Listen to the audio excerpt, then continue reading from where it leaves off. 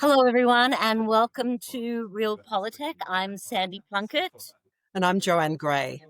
and we are really delighted to have DroneShield's CEO, Oleg Vornik, with us today to have a great conversation because DroneShield, a counter drone technology company, the only publicly listed counter drone technology company, has been on a bit of a run on the back of not just a rising share price, but also some really significant contracts, the $60 million contract in Europe and picking up other US defense contracts, building out your product pipeline, a couple of internal promotions, CTO and Chief Product Officer, which is really good because it's all about positioning Drone Shield for the next phase of growth and global expansion. So we appreciate that you've got a lot going on. So to spend a little bit of time with us today is really great. So you've been at the helm of Drone Shield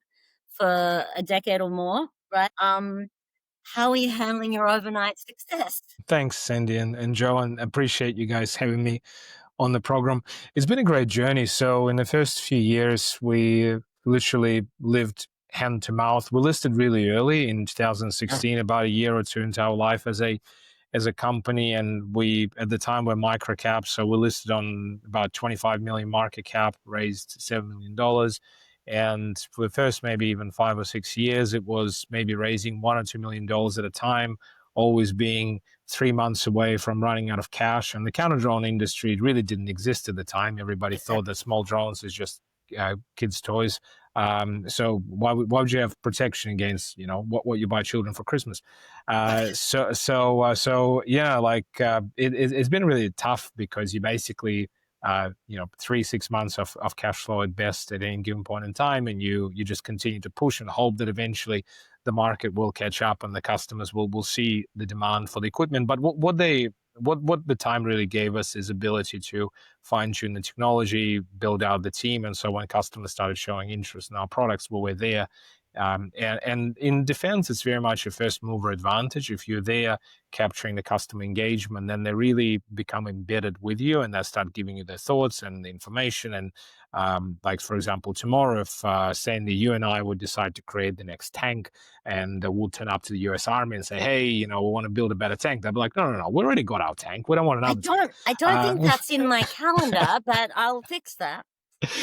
So similarly for counter drone, once you embed yourself, the militaries, unless you really screw up, they prefer to actually continue dealing with you. And DroneShield became that first mover, and obviously ongoing, we invest quite a lot in R&D and software and hardware development.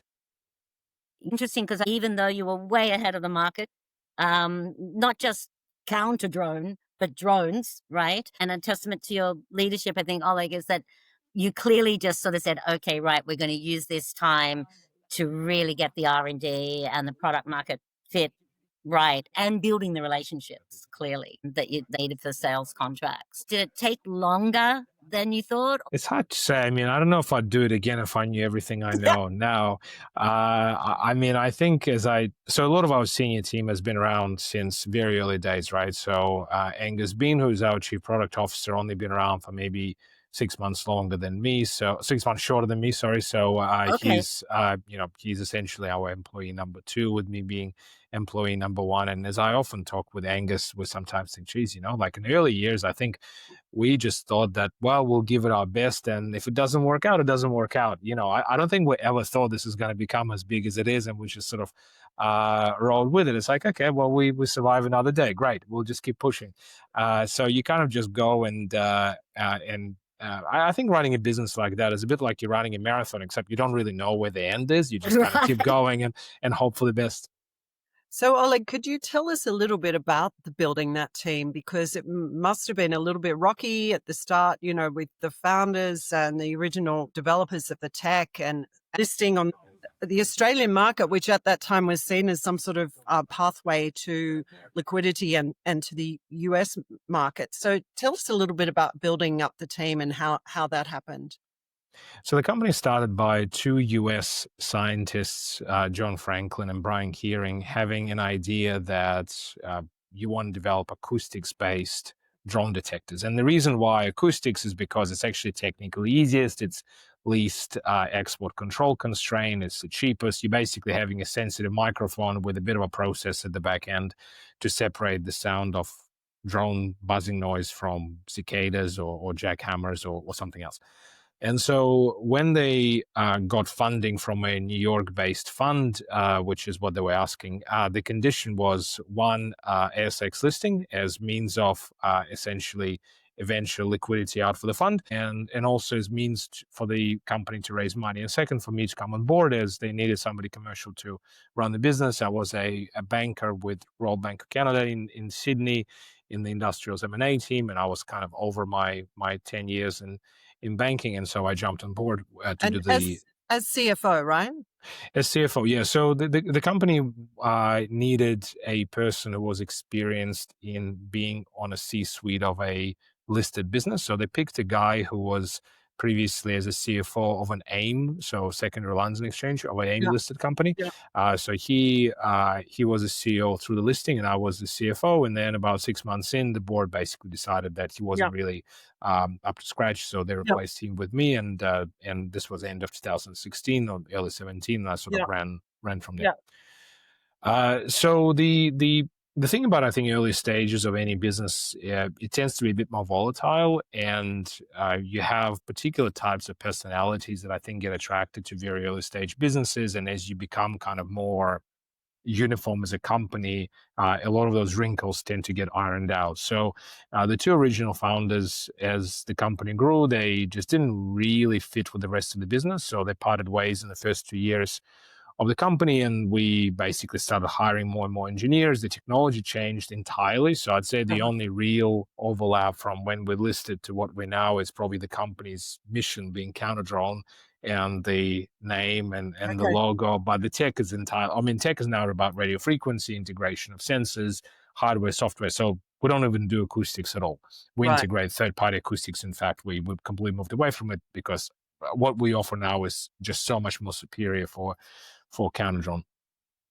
And over time, you find that some people grow with the business, and some people do not. Like some of the early employees we hired, they were great in the company of 5 people, 10 people, 20 people, but just didn't really function well in a company of 50 or 100. And then some others, like for example, I mentioned Angus Bean before, they scaled really Yeah, well. So yeah. they were great in the company of 5, but also great in the company of 300, 400. And I think it's just a personal growth kind of equation, because there's this organizational theory that basically says that the company gets completely broken down and remade at certain points, like Yeah, 30, 50, 100, 300 people, in terms of how you do your internal communications, your processes, yeah. your strategy, really. And so we've been going through all those phases. You were in investment banking or in M&A, and you weren't really loving it, right? Did you know you wanted to get your hands into running and growing a company at that stage, or were you just sort of saying to yourself, "There's got to be something more than investment banking or M&A"? Well, we say when I interview people to come to DroneShield, what I say to any job applicant who has the bad fortune of getting me to be on the interviewing side is that there's a push and a pull in every job change. So there's something you dislike about your Yeah. current job, and there's something you're attracted to about the job that you're talking to. So for me, there was a strong push in that. I did about 10 years in investment banking. I remember I had one little anecdote. So I was in a cab home at 11 p.m. and my boss at the time calls me and he's like, "Oh, where are you?" And I'm like, "Oh, I'm in a cab home." He's like, "Well, why you go home?" And I'm like, "Well, because I've done everything we discussed." He's like, "Well, isn't there something else you could be doing? You don't go home at 11 just because Wow. you finish your things that you had." And I was like, at that point, I was thinking, there's something wrong with this. Either I'm not getting it or he's not getting it, but it's not really working out for me. Uh, and so there's also the kind of work you do itself, right? So I think Yeah. most people in banking are not really there because they love it. In M&A, they're there for money, they're there maybe for their perception of prestige, but they're not really there for work itself, because ultimately you're there as an aid to somebody else to make their decisions, right? Right. Um, and so I was done with the hours. I was done with the kind of just the nature of work where I just wasn't really connecting with, finding typos in pitch books, that kind of thing. So so I was looking for something else. Now, why Drone Shield? Did I have the grand vision about counter drone in 10 years? No, I mean, I could see it as a really interesting idea. I mean, it's clear it was a much more interesting business than, I don't know, being in the fertilizer business or something. But I think the bit that attracted me the most is, I think most people come to work first and foremost for people, as opposed to for platforms, companies, products. And so I knew the fund, which basically connected me with the two other guys really well, and I really respected them. Yeah. That's right. Yeah, yeah. And I knew that even after dilution, after the IPO, there would be a meaningful shareholder for a period of time. And I really cherished the idea of working with somebody like that. I really trusted them. I felt I could learn a lot from them. So ultimately, it was that as a first and foremost that drew me into it. And then I mean, I guess you eventually become fully, a bit like, a child growing up, you become fully separated. They're sold out. And also Peter James, who's our chair, who came in during the IPO. So we developed a really great relationship, that kind of an older statesman. So Peter had been around first as a tech CEO for a lot of his career in Australia, and then professional chair. And I think the problem that a lot of chairs have is they almost compete with the CEO for kind of almost being an armchair CEO. But Peter already done all of that. I think when we started working together, he was already 65, so he was ready to be in a true chair role, not as opposed to being essentially a competitor to a CEO position. So being there to support me when I needed it, at the same time stepping back when I wanted to do my own thing. So we have this really good trusting relationship, which really helped. But how did you find each other, by the way? Bergen connected us. So they knew him, I believe, through some connections through Neomap, as he was already on the board of Neomap, and they made the connection. Okay. Okay. So I'm curious about this development and the turnover of your team when you had to turn the team over twice. You were in the US, you'd moved to Virginia to really embed yourself in the whole sort of defense procurement scene and get to know people. And maybe you could talk a little bit about that sort of quite rough process, I suppose, again, of trying to find the right team and the right people for the moment. So we always had two teams, one in Sydney, which is our headquarters, which is still where I am, and also in the US and in Virginia, like you said, Joe. So our Sydney team has been also a bit more volatile in the beginning, but we never went through kind of the whole, scratch and start everything again like we did twice in the US, like you said. So I think the issue in the US was that problem with being a banker is that you're very good at hiring other bankers who are sort of like mini-me's. They're sort of what you were maybe 5-10 years ago, and you know what to look for, what makes a good one. But say if you're a banker and now you're like, okay, I'm going to hire a person who's an expert in sales to US military. It's like, where do you even start? And the problem with Americans, yeah, and that's a compliment, is that they are extremely good at self-promotion. They're extremely confident, and they kind of bamboozle you with all these terms, and you kind of like, okay, you kind of look like you know what you're doing. I mean, you know more than I do, and good enough. And then you kind of realize quickly enough that if somebody can like know a bit more than you do, it doesn't mean that they are, good for the job. And so yeah, we twice, and the same thing for hiring engineers, by the way. Like, I mean, now we're thankfully in a position where all the teams are established, so people doing hiring are actually technically competent to assess the candidates. Back then, it's like, what does Oleg know about hiring software engineers? Like zero. So that took me a little while. The other thing I've made a mistake doing was I was trying to build almost competing, or call it maybe complementary R&D teams, both in the US and Australia at the time. And I just found that just couldn't do it. The two teams didn't like each other. They were just naturally doing everything from scratch themselves. And in the US, you're competing with all the shiny companies like, not just Lockheed, but SpaceX and Tesla and Amazon. So the talent is very expensive, very hard to find. And honestly, Virginia is not a great place for it. So Virginia was a great, and is still a great office location because you are very close to your customer base. So good Yeah. kind of sales office. Yes, but what you're saying is it's not Silicon Valley. Yeah, exactly. And so as a result, we never really had access to best US engineers. But Sydney is good for it, right? Like we have obviously big ecosystem. Australia is well known for lots of tech companies, hardware and software. And so building engineering teams in Australia was always just much easier. So over time, I said, right, we're going to scratch the idea of doing any meaningful R&D in the US, and sales, we just kind of kept trying again and again until 7 years ago, we got the current sales team on board, and they really propelled the company forward. And now I think there's going to be a second wind coming in the US as people think of us as a defense sales company, which is kind of what most of our revenues are. But I think there's now a wave coming for sales to data centers, airports, critical infrastructure like oil and gas facilities, against drone infiltrations there. And I think this would be a whole new culture. Like you now have more enterprise salespeople, which is very different mentality to salespeople who are selling to defense. So I'm actually really excited about that.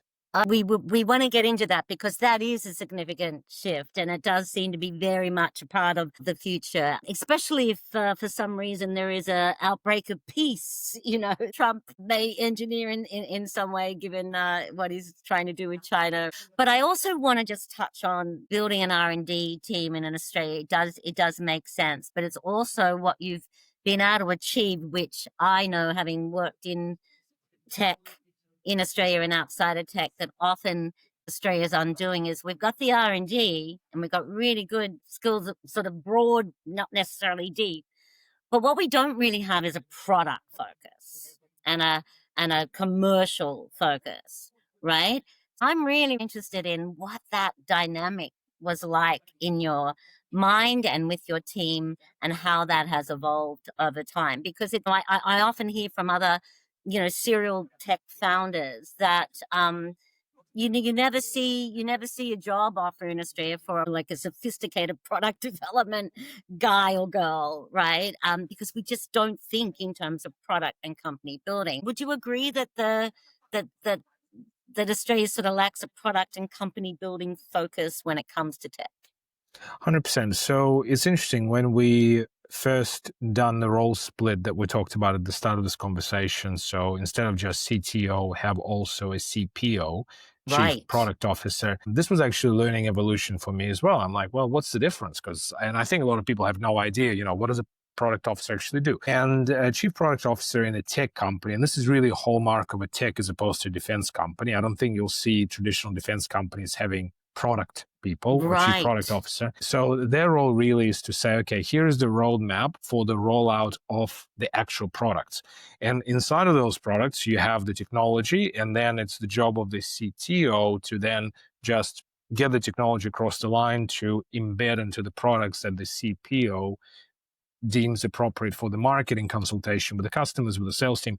So arguably the most important thing is shaping of the products, because that then back solves for what technology do you need to design to sell those products. So a lot of engineers are almost starting the other way. It's like, well, this is kind of cool, shiny technology. And then it's like, okay, how do we sell it? It's like, no. Like you start with what products you need to get to the customer. And then you kind of try to figure out what is the technology that enables you to do so. And you can really see how, like you said, Sandy, we're not very mature in Australia to do so. I found it much easier to build out the engineering team than to build out the product team. Right.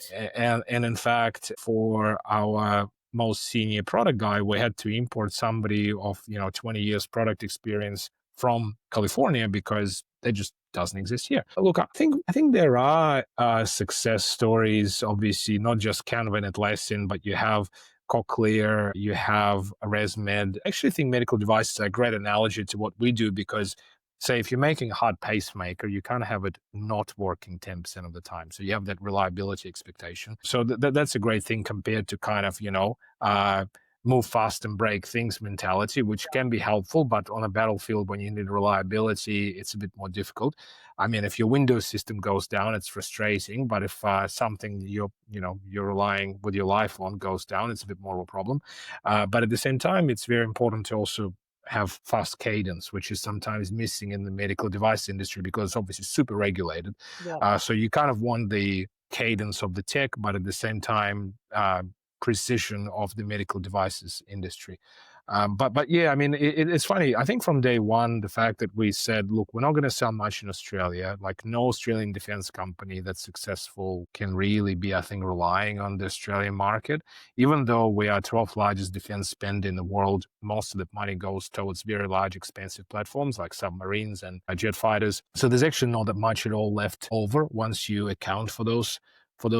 And so as a result, we said we're going to be an export business. And so because of that, we are competing on the global stage, and you're benchmarking yourselves against people that think in terms of product terms, and you're kind of like, well, what are we missing? For example, the reason why we developed as slick of marketing as we have is because we never compete against Australian companies, and Australians are terrible at marketing, generally speaking. We always competed against American companies who are amazing at marketing. It's kind of funny, like you're looking at a lot of Australian businesses across the board, and you're like, well, the tech and products are really good, but terrible marketing. You look at some American companies, and you're like, amazing marketing, products not so good, but amazing marketing. And the latter one tends to win out just by sheer force of will and money. And so a part of it, I guess, also is really close collaboration with your customers, like almost co-developing, which relates back to your comment earlier about engineers cooking up, the gold-plated version, but doesn't necessarily relate to the real world. Yeah, so we have now deployments in about 50 countries around the world, and we have trusted relationships with a number of tier one end customers. And so most of these customers have very strong ideas of what the future looks like. And they would normally give that feedback to the salespeople, to field engineers, which are there to help deploy the systems. And that flows into the product team. And then the product team basically triangulates between all the different feedback. And usually the rule of thumb is if you have, say, US and UK and maybe French and some other militaries say you need this feature, it's like, okay, I guess we'll prioritize it. And so you kind of change. I mean, we update roadmap all the time. It's not like entire 180 turnaround, but there's fine tuning almost weekly in terms of response to especially software-based developments, not so much hardware, because you need quarterly software cycles. And, within the quarterly software cycles, you have weekly goals and monthly goals.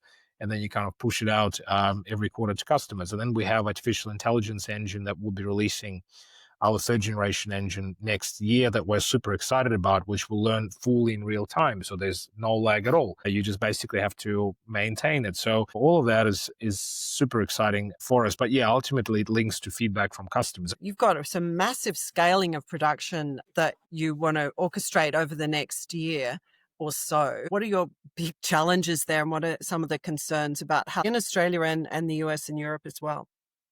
We're planning to move from $500 million a year in current production capacity to $2.4 billion, so almost five times increase.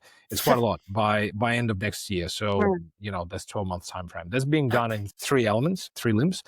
So expansion in Australia. So in Australia and also globally, the way we work is because we're trying to minimize the capex invested and also speed up the process. So we have a supply chain that's underneath us. So there are about 50 companies. A lot of them are little Australian companies, like say from Central Coast or from Adelaide that grew with us as we grew. And we usually try to have 2 or 3 suppliers for every part. Like something like RF Patrol would have about 200 line items in its bill of materials. So basically it's packing recipe. And by percentage of local content, it's about 85% Australian, about 15% US. So everything we can do in Australia, we get done here. Say every part that we can, we do 2 or 3 supplies, and we regularly feed all of 2 or 3 to make sure that they're ready to supply us when needed. And we are then doing final assembly ourselves, as well as we have 2 contract manufacturers, one in Sydney and one in Adelaide, that work with us. And we're doing expansion of our own assembly space by about 8-fold. So we're moving from our existing headquarters where assembly is done on the first floor to a dedicated facility elsewhere just for the production. And that will be fully online by around January. And then our contract manufacturers are expanding, our supply chain is expanding, but then importantly, at the same time, we're spinning up in Europe. So we started working with a contract manufacturer, and then Europeans now are rolling out a lot of local initiatives that require 65% local content, like the 800 billion euro rearm Euro plan or defense Is that a readiness plan. direct result of the NATO reset? Yeah. Everybody's trying to be self-sufficient in terms of the domestic industry capacity. So we turn to contract manufacturing in Europe for a number of reasons. One is sort of similar to what we do here.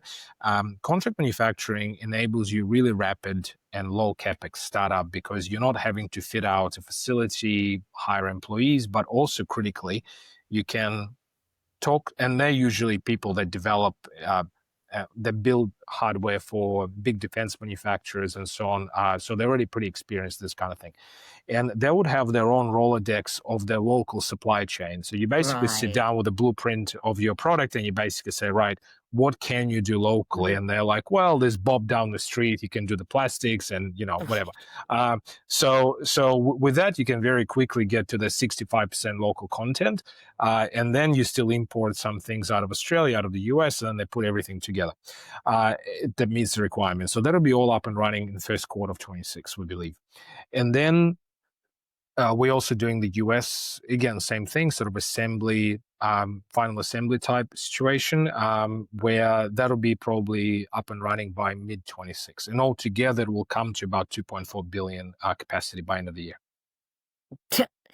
I mean, that's incredible. And also, I love the supply chain stuff. Like, in Australia, we sort of convince ourselves of a certain narrative is like, well, we've got to get into global supply chains.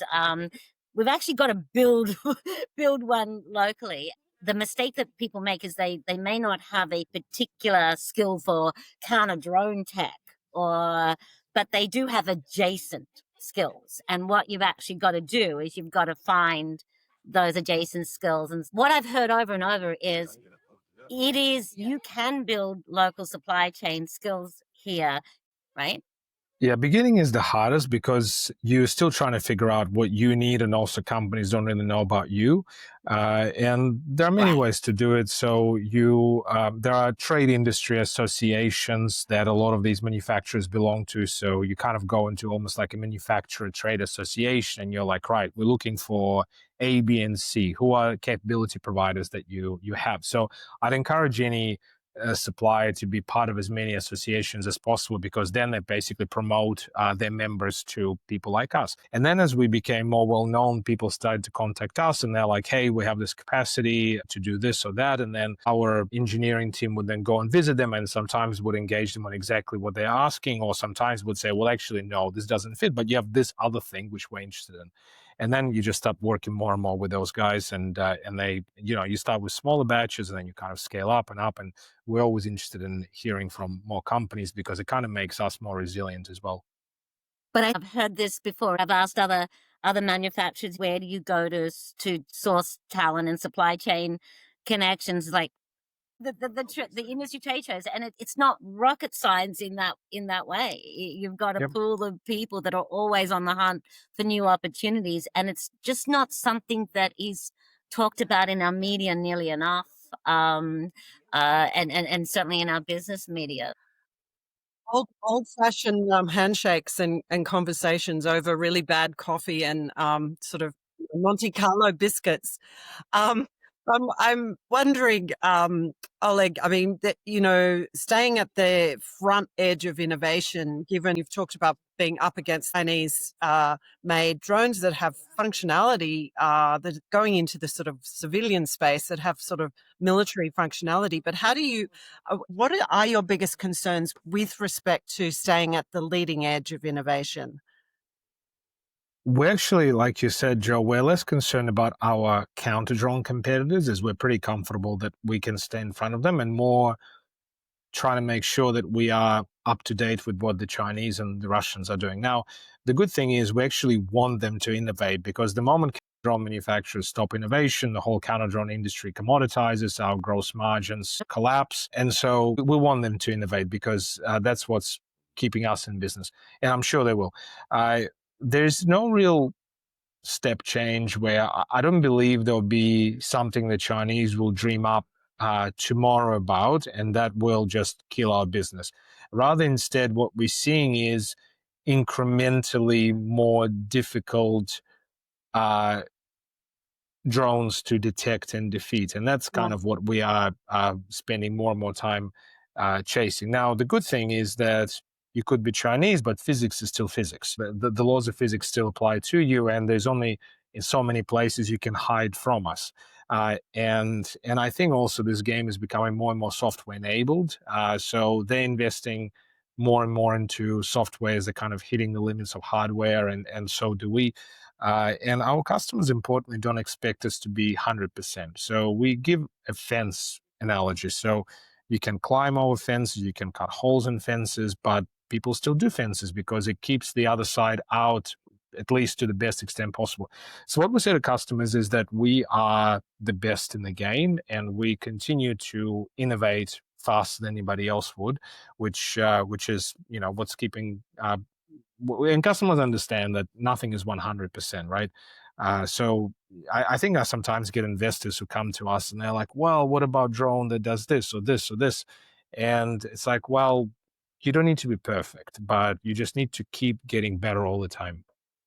You've said that so counter drone tech, a lot of it's about the data. Can you help us visualize how that data comes in and how it's used and how it's applied in order to keep innovating and keep defending against the swarm of drones and drone types? So when it comes to drone signal software and AI, about 5 years ago, we realized that we can't keep doing a manual fingerprint, call it like fingerprints in radio frequency space, library-based approach, because there were unlimited permutations of drone signals coming out.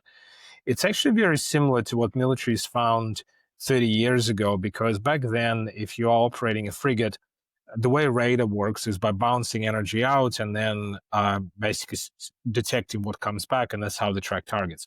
And back 30 years ago, there used to be essentially only two modes of military radars operating, being the peacetime mode, which is what the radar would normally do, and then if war breaks out, it changes the way the radar appears, and that's kind of the wartime mode. And back then, the libraries used to basically say, okay, well, if I can find out what this frigate's peacetime signature is, which is easy enough because you just record it as the thing passes by you. But then if you get access to the wartime signature, then you can basically detect that frigate in any situation. But then as the software changed, the radars learned, or the radars became able to do unlimited amount of signatures. So then you're like, okay, well, just having access to 5, 10, 20 signatures is irrelevant because it comes up with an entirely random signature every time it operates. So drones kind of became almost the same in that what used to be 5 or 10 very basic radio frequency signatures now became like an unlimited amount of signatures. So when you're detecting a drone, like if you're out there, you're kind of like, okay, chances are pretty high that whatever drone is coming at me, it will look nothing like anything I've seen before. So with that, you need AI as a mechanism to detect drones. But the thing with AI, the complexity is not so much about the algorithms, but about the data. So you need a very large body of clean, well-tagged, well-maintained data. So first you need to go global because they all sound a bit different, the drones in different environments. So we started collecting drone signals in different environments in Japan, Europe, Ukraine, South America, US, Australia, and other places. I mean, thank God we weren't like actively And you do that in the field, right? That's that. Right. You can't really do synthetic or simulate. I mean, we do all of that too, but really good data, you need to do old-fashioned way. It sounds a bit archaic, but you really need to record the data. You need to have humans then reviewing the data, tagging it, checking for things. Because if you're trying to do fully kind of computerized approach, you'll end up with rubbish. Right. Not right.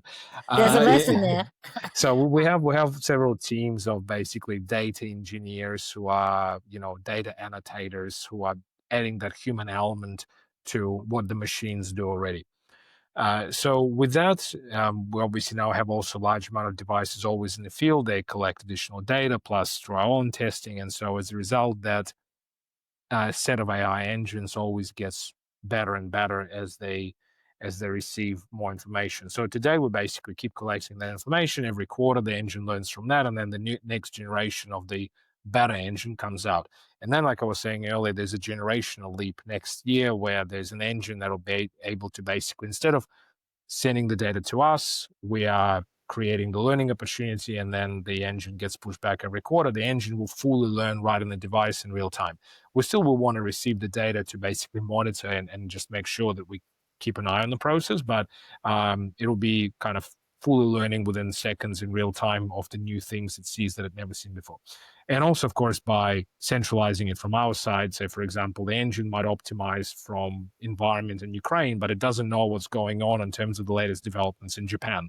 So us centralizing it back and still pushing it out every quarter, you incorporate learning from all other parts of the world as well. So when it comes to Ukraine, though, so it's a very fast moving environment.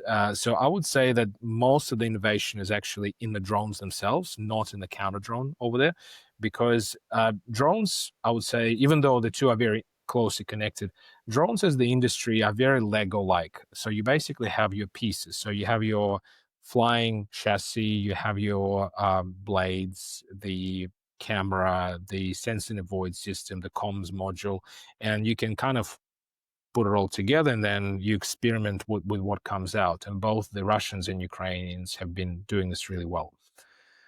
For counter drone, I would almost say it's more similar to pharmaceutical R&D in that you need to have large teams of engineers working together over large amounts of time, marshalling forward the development. The mentality is also very different. So when you're creating a drone, you're basically saying, okay, I just gonna hack my way through whatever gets through the perimeter of the facility. When you are on the defense side, your mentality is that, like, how do I absolutely make sure that nothing gets through? So you have to be, so you're kind of less chaotic and a lot more systematic about how you design your products.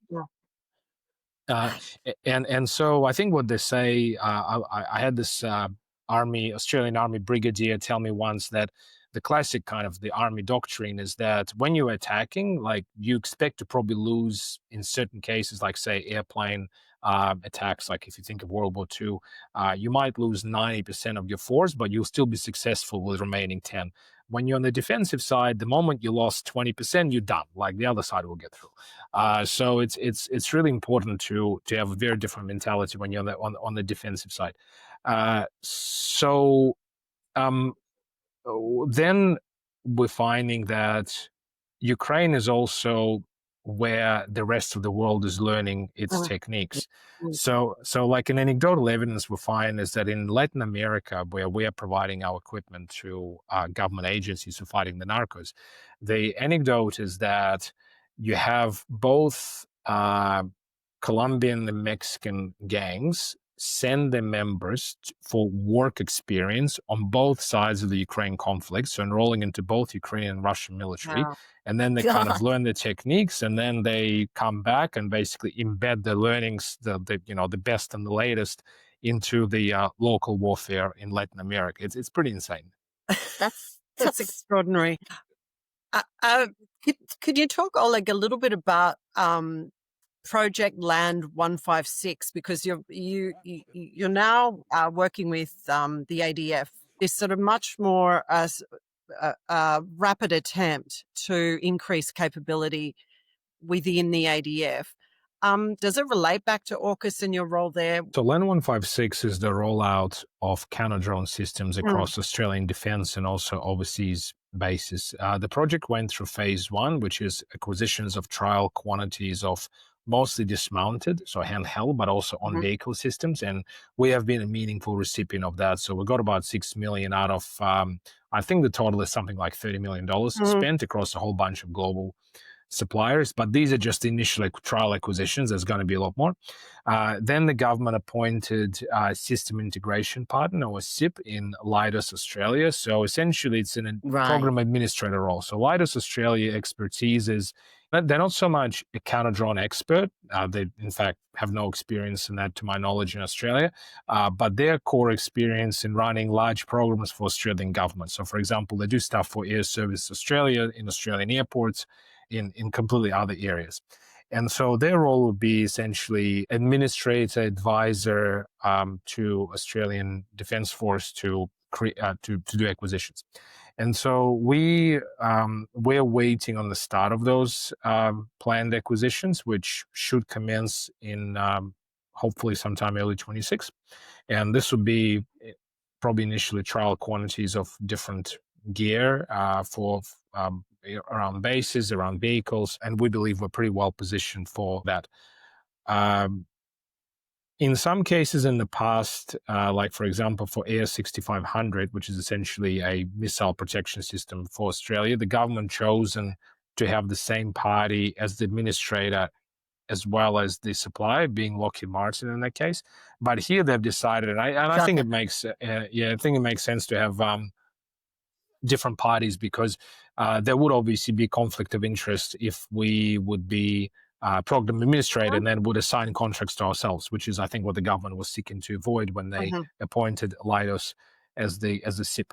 On AUKUS, I think this is a little different to AUKUS. So LAN 156 is a standalone program. Australian Defence Capability Minister Pat Conroy said it's going to be a $1.3 billion program over the next 10 years. And we hope that it's going to be front-ended, given it's a pretty urgent requirement. Yeah.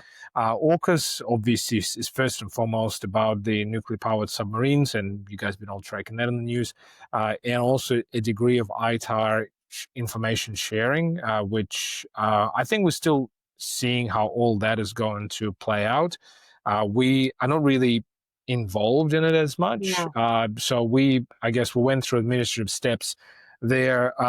But at the same time, if you're ITAR contaminated, which is the legal term when you are getting your ITAR kit into your programs, it means that you have significantly high administrative burden inside of your Australian facility in terms of your export processes. So our current approach is to treat all the ITAR stuff in our US office, where we have a small R&D team who can deal with all of that, and then keep Sydney office ITAR free. Uncontaminated, so to speak. Okay. Yeah, the contamination is a choice word, isn't it? So speaking of acquisitions, you got some cash, and I think you're looking to go shopping in the next year or so, like an M&A strategy, right? Is that right? What is the primary impetus for M&A? Acquisition of tech that is additive to what we have will be the primary driver. I don't have a desperate need for it, meaning if we just continue organic growth for foreseeable future, that'll be totally fine as a business. There are no competitors that are of interest to us to acquire.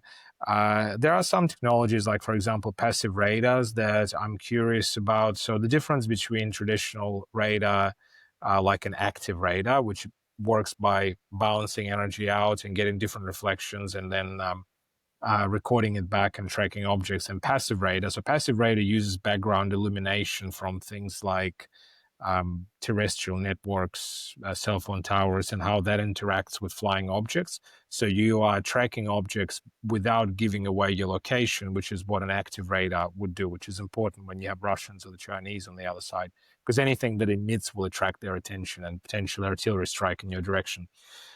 So the issue today is that that's a very, very nascent technology. Obviously, it doesn't work well in situations without good background illumination. So if you are in a sort of a very rural area without degree of signal pollution around you, then it's just not going to work, because there's not a lot of background energy to bounce around the objects. And also just generally, it's very early stage. So we are patiently waiting for the technology to pick up, and then we might look of kind of getting in, and whether it's organically or via an acquisition. But I think, honestly saying, the reason why I'm sitting on a big pile of cash, and we are like, it's not guidance, but we are anticipating to be profitable and cash flow positive going forward. That's our goal. Just like some people that might have starved in their lives, you hear reports of them basically always having hordes of food around the house. Because we starved of cash for so long as a business, I just kind of feel psychological safety in having cash, even if I don't have immediate need for it. Under those mattresses, so to speak. That's right. No, but that's thanks for clarifying that because some of the things I've read, it felt to me, or I read it as this was going to be a big driver, and you're saying not necessarily. You'll be very, very, very, very choice about that, Mhm. right? I Um, think there are lots of acquisitions where you're actually creating better opportunity for the target than for yourself, and then it's just a massive management distraction. So Yeah. you really don't want to screw it up. What I'm about cur talent acquisition? I mean, we've talked about like mm, it's the CTO and this chief product officer, and with the other facilities like in the US and Europe. Is talent acquisition hard, or are you finding that Drone Shield is in fact where that talent wants to go? Is it a constant uphill battle to get the right people, or are you actually fairly comfortable with the pool of talent that's out there and your ability to get it? It's probably halfway in between. So Right. we're 400 people today, up from Yeah. 250 at the end of last year. We got about 100 open roles that we are advertising, mostly in Sydney, but also in the US and Europe. Um, we have now our in-house recruitment team, which is growing. I think it's about 4 people now. We use Well, okay. agencies extensively. We use executive recruitment firms for some high-end roles, which are more difficult to hire. So it really depends on the role. And I mean, there are some very, very narrow specialized roles we're looking for. And for that, you kind of Mm, need it's a couple of things. One is you want somebody who knows who are good people, and then when you talk to somebody, yeah. obviously a good recruiter will know reputation mhm, of Mm, individuals, yeah. and as opposed to kind of people who are career hoppers that don't really achieve objectives in the places where mhm, they mhm, mhm. uh, previously been. And also our goal is as we scale up is to continue increasing the average quality of employees. I think there are a lot of companies that sacrifice quality just to bulk up, Mhm. and we want to make sure that every new person is much better than the existing stuff, and that is making it more difficult. Wow. Well, that's a challenging objective. Can you talk a little bit about the capital plans um, of Drone Shield? You've had, this pretty interesting experience on the ASX. You've recently joined the ASX 200. Last year was a bit of a rough ride. You had to have a trading halt after one story that was published said raising questions about the share price. So what's that been like, and what do you think the future of the company is on the ASX? Is that where you're going to stay? Do you see listing elsewhere as a possibility? So I think when we're at the current size, ASX is great Yeah. because it means that you have high position inside the indices. I was actually looking at this the other day. I was participating in the ASX seminar, and they were saying that uh, if you want to be an S&P 500, I could be getting my numbers wrong, but you need to have something like 20 billion US market cap, which is pretty insane if you compare it to ASX sort of index inclusion, right? Like you can be on the I think it's something like US 1 billion to qualify for Mhm, ASX 200. I could be mhm, slightly off. So if you say go to NASDAQ or New York Stock Exchange, I think at our current market cap, you just get lost in the noise of yeah, the micro mhm, caps. I mean, yes, you might get some more exposure from US retail. You might get some more from the US only funds, but a number of our shareholders, and for example, Fidelity came into our register, and I mhm, think Yeah. right now there might be something like maybe 7 or 8% of our mhm, register is our largest holder.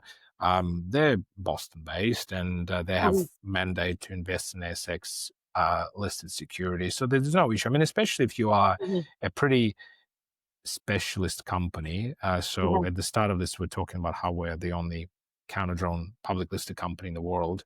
Um, well, it doesn't really matter where you are. People, mhm. I think, will look to invest in you if that's the exposure that they're looking for. And ASX is pretty well regarded. So no, look, there might be eventually plan if we are say 3 times our current size, and it could make sense. But right now, it just doesn't really seem to. And we have a small army of about 35,000, mostly Australian, but also German and American retail shareholders. And Uh-huh. if you try to do secondary listing, especially, or even change the listing, you don't know how much of liquidity you're gonna Yeah. sacrifice in the process. Yeah. So yeah, no plans to change listing at this point. I just wanted to have a follow-up about, your institutional investor support. Regal's Phil King was an early supporter, and I mean, you really helped him redeem his reputation this year. DroneShield had been on an amazing ride this year. So how do you feel about the institutional interest in the stock? And Yeah. So do you feel like the meme stock period is sort of phasing into something different? So I think a lot of the volatility last year was due to the very high retail nature of our register. Mm, I'm mm, loosely guessing, and I haven't done register analysis recently, that last year were probably something like maybe over 90% retail. Now, I'd say institutions are probably more like, again, I'm speculating, but maybe something like 30% of our registers, so mhm, significantly mhm, Right. more than sub 10%. mm, And I think a stock should really be more like 50-60% mm, institutionally owned, mm, given the government nature of our customers mm, and so forth. And I think institutions tend to be probably a bit less inertia focused in a way how some retail investors are. So the great thing about our size now is that we're becoming liquid enough and large enough to be relevant and on the radar for some of the overseas fund managers, while in the mm, past we were just too illiquid for them to get out of this Yeah. what they wanted. mm, Yep. So that is really helping. So, for example, when I was at DSCI, which is the largest defense industry show in the world in London about a month and a half ago, afterwards I stayed for a little bit, and I basically had my entire week filled with UK London-based fund managers. And mhm, if I Okay. had a month, I probably could have done a whole month of meetings. mm, Yep. And you're getting immense amount of interest, and the kind of people you meet with, like a year ago, would have been too small, too liquid for them. So my mm, goal now is to try to attract as much of their interest as mm, possible. mhm, I do want to go back to like the Russian Ukraine war has been extraordinary in so many ways, but also in really manifesting a changed nature of warfare. But I'm also just really interested in what it meant to you and Drone Shield. Do you remember where you were and what you first thought at the outbreak when Russia invaded Ukraine? I'm trying to think what I was doing. I mean, it was pretty shocking, but at the same time, it kind of seemed like as sad as it is, a continuation of what happened in 2014 when Yeah, mm, Russians yeah, in went into Crimea. So it wasn't completely shocking. So I think at the time you're kind of thinking, well, how's that going to work out? Is it going to be kind of what Russians expect, just a week and you're done, sort of thing? Is it yeah, going to be something else? And obviously, we've seen regime change, well, for the better, I guess you can say, in Ukraine in the past, from the pro-Russian to the current, and also failed change in Belarus. So there's kind of quite a bit of volatility in the region as well. So yeah, it's been a shock for sure, and you kind of just see, all right, well, what can we do? How can we be helpful to this? And obviously, then we started seeing immediate shipment of our kit to Ukraine, and I and was gonna further. say it's also a tragic opportunity, right? But it's an opportunity. Just really interested in sort of what the energy and the sort of accelerate how it accelerated the drone shield action, if you like. Well, in the positive, I guess, in terms of silver lining, is that it really adds the mission to the business, mm, and I think it really kind of underscored Yeah, for a lot of employees. Well, this is what I'm doing. yeah, Okay, I'm here to yeah, maximize shareholder value. I mean, we all are, but there's more to it too, in that you are trying to save people's lives. And I mean, of course, we do this in other customer settings as well, but this was kind of the most prominent. And then you start, and this took obviously a while to start filtering through. You kind of hear stories about how a customer would contact us and they're like, I really need software update as soon as possible. This product has saved my life three mhm, times. right. And to me honestly, it's actually not what I see in the news that moves me like emotionally personally, but personal stories like that, yeah, that Yes. kind of, because that's kind of a lot more visceral. mm. And for your team, having that sort of purpose is incredible incentive to stay on top of the challenges. I'm really curious about what the Russian maths education system and growing up, having had that, being a brilliant math student, and how that came about, and then what happened when you left Russia. In essence, Russian education system, or it was at least back then, I don't know what exactly it's now, I doubt it changed a lot, is quite different to the Western systems in that your goal is to have the very best performance you can out of your top 1%, as opposed to kind of bring the bottom up to the average as much as possible and to have a more balanced society, which is what a lot of the Western educational systems are about. I think the most irony is Russians also have a word called special needs, except the Russians define elite as special needs, while Westerners define, while the Westerners define obviously below the. Well, you guys would know what I'm talking about. Yes. That is so interesting. Yeah, it's just as much focus on special needs in both countries, except obviously meaning opposite things. Yeah.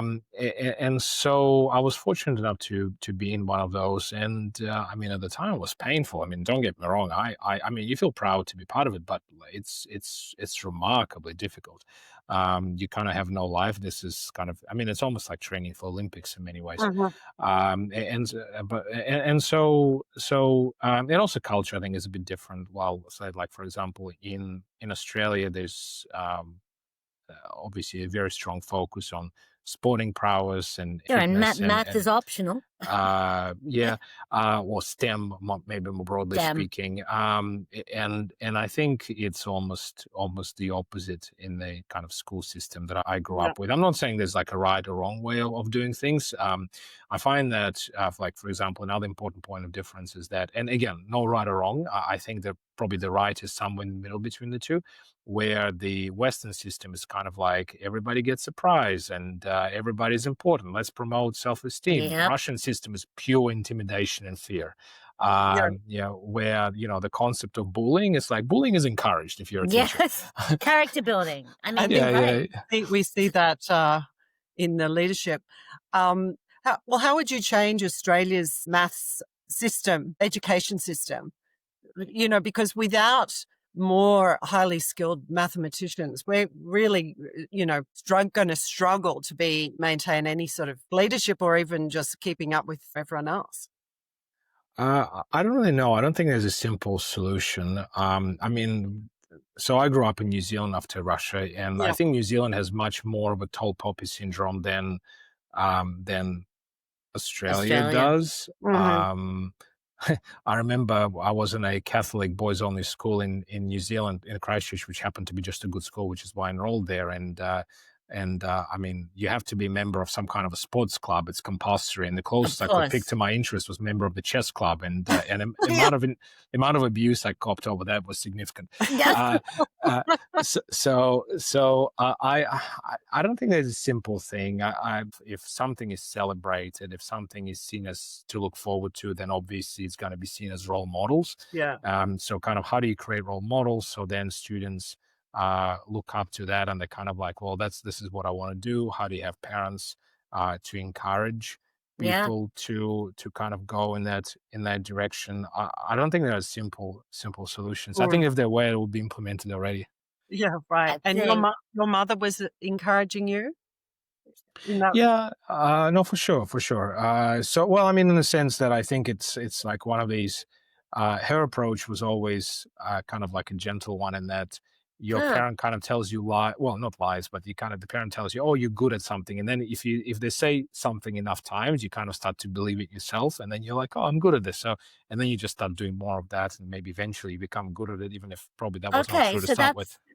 So it is true. Interesting. That's interesting. And because, so in other words, that was that encouragement that she gave you, but you were otherwise really self-directed. Yeah, I mean, eventually you internalize it. So I think with a lot of influences in life, you like maybe it starts external and then eventually becomes an internal thing. To finish off, are you having fun in the role? Like, because you've had so many phases and shifts and challenges from the taking over CEO and the removal of the science founders, and it constantly running, and you're building this. Are you really enjoying where it's at? Or is it just too much going on to? Love it. Type 2 enjoyment. So you know how they say type 1 is when you're like having a chocolate bar and type 2 is when you're climbing a mountain? This is like type 2 enjoyment. Thank you very much, Oleg. It's been a really fascinating conversation. We really appreciate how open you've been, and all the best for what happens next. Okay. Great to Thank speak. you. Take care. Cheers. Bye.